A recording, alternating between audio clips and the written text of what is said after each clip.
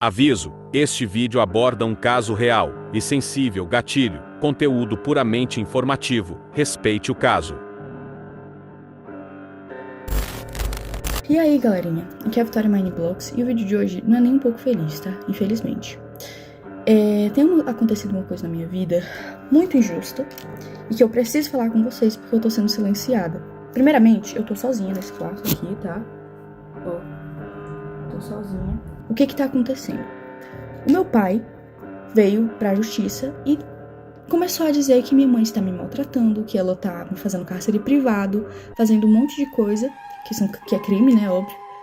E estão do lado dele, dos órgãos públicos. Ministério Público, Conselho Tutelar, inclusive. Eu tô quase indo pra um abrigo por conta de denúncias falsas do meu pai. O meu pai cometeu violência contra minha mãe. E isso foi 1% das coisas que ele já fez. E comigo também, ele cometeu diversos abusos. Quando eu tinha 11 anos de idade, meu pai me colocou sem roupa na frente dele. E eu já tinha corpo, já tinha seios. E ele me colocou pelada na frente dele, com 11 anos de idade, tá? E ele me obrigou a ficar sem roupa na frente dele. E eu tentava tampar, né, porque eu tava me sentindo extremamente desconfortável e mal. Eu tava chorando, pedindo pra ele, eu tava implorando pra ele deixar eu me vestir e deixar eu me tampar. E ele começou a gritar dizendo que não era pra mim tampar e que era pra mim soltar a mão. Uma criança de 11 anos de idade. E isso foi pouco, perto de tudo que ele já fez. Eu cresci vendo meu pai tentando matar minha mãe. Eu cresci vendo meu pai maltratar minha mãe. E antes que alguém pergunte, por que sua mãe demorou 12 anos pra se separar do seu pai? Porque ele ameaçava matar os meus avós, que são os pais da minha mãe. Muita coisa aconteceu enquanto a minha mãe trabalhava. Ele ficava trazendo um monte de pessoas pra dentro de casa. Eu ficava sozinha com ele e ele trazia uns amigos dele pra dentro de casa com uma criança, menina dentro de casa.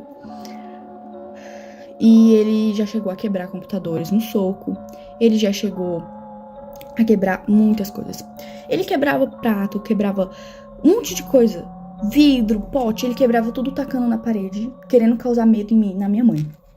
Ele ficava, quando eu usava regatinha assim, e vinha o detalhezinho, ele ficava fixado naquela blusa, ficava olhando como se eu fosse um objeto. É nojento a níveis assim, exorbitantes, tá? E o que mais me revolta é que os órgãos públicos não acreditam na minha palavra e na da minha mãe. O meu pai já chegou a correr atrás da minha mãe com faca, ameaçando matar. Ele já chegou a chegar na minha frente, isso tudo na minha frente. Ele colocava eu e minha mãe no carro e começava a correr em velocidade muito rápida para causar medo. E ele já chegou a quase bater várias vezes o carro, tá?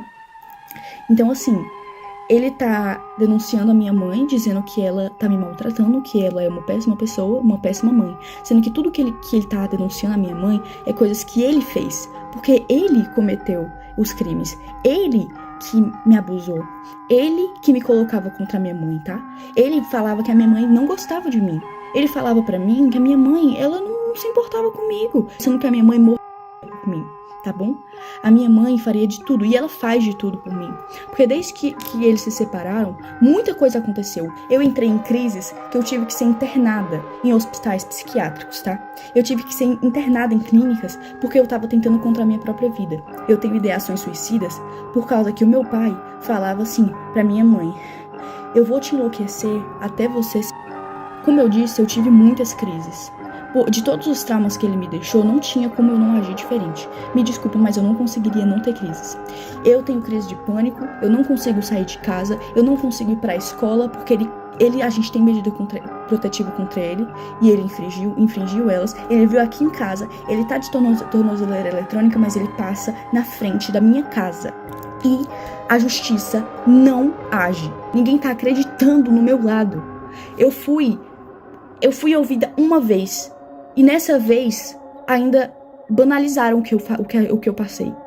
Banalizaram os abusos, banalizaram tudo que ele fez. Agiram como se eu estivesse mentindo, agiram como se eu estivesse inventando aquilo tudo, porque ele manipulou todo mundo. Entendeu? É isso que ele é, manipulador a níveis extremos. Ele tem áudios prometendo acabar com a vida da minha mãe. E a justiça não leva isso em conta. Eu tive crises de ficar completamente fora de mim. Eu completamente assim, em pânico. E mesmo assim, não acreditam no meu lado da história. Porque dizem que, você não tem provas de que ele usou você. Então todos os traumas não são provas. Porque a gente, enquanto tava sendo o que a gente ia fazer? A gente ia pegar um celular e começar a gravar pra ele a gente na mesma hora? Eu acho que ninguém tá entendendo aqui da justiça daqui da minha cidade, que eu moro em Tianguá, Ceará. E eu quero denunciar o Conselho Tutelar. Porque ninguém tá dando voz às vítimas de verdade, estão dando voz ao entendeu?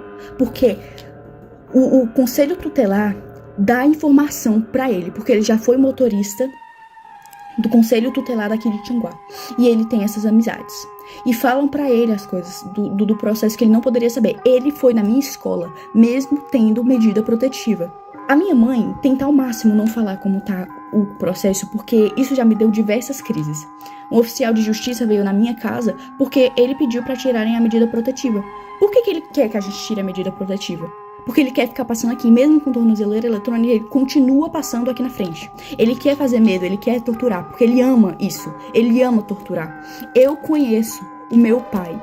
Ele não é quem ele aparenta ser. Ele é manipulador. Então, assim, antes que pensem mas é porque ele tem algumas fotos de quando eu era pequena, ele tem alguns áudios de quando eu era pequena e quando a minha mãe ainda tava casada com ele, né? Como tipo assim, porque você demonstrava muito amor pelo seu pai. É óbvio, eu era uma criança. Que criança que não vai amar o pai? Eu não entendia que o que ele fazia era errado. Eu não tenho nem palavras pra descrever o tamanho da injustiça que eu estou vivendo na minha vida e com a da minha mãe. Já não basta todos os traumas que ele causou, a gente ainda tendo que passar por tudo isso, ele querendo a minha guarda pra quê? O que ele quer fazer comigo? Isso é um absurdo, completamente absurdo. Eu não queria ter que transformar o meu canal, infelizmente ter que falar sobre isso no meu canal, mas é a única forma, porque a justiça não está sendo feita. E se não querem me ouvir, eu vou fazer com que eu seja ouvida, entendeu? Então assim, saiba, Conselho Tutelar e Ministério Público, que o que vocês estão fazendo é um absurdo. Vocês não estão acreditando na versão da vítima. Vocês estão preferindo escutar um abusador. Isso é um absurdo, eu não tenho nem palavras pra descrever o tamanho do choque que eu tenho, tá? Tudo que ele tá denunciando, o cárcere privado, maus tratos, era tudo isso que ele fazia. Era exatamente isso que ele cometia. Ele proibiu eu e minha mãe de a gente sair de casa. A gente não podia sair de casa. E se saísse, ele surtava e quebrava as coisas. Tô cansada de ter que viver com medo, porque eu tenho medo de sair de casa. Porque eu sinto como se ele estivesse me vigiando. Eu não tô indo pra escola, eu tô tendo que estudar em casa, porque eu tenho medo. Eu não aguento mais ter medo. O meu avô é mais pai do que o meu próprio pai biológico, tá? A minha avó é a minha segunda mãe. Eu tenho duas mães, a minha mãe mesmo e a minha avó. Mas o Jorge não se encaixa nisso.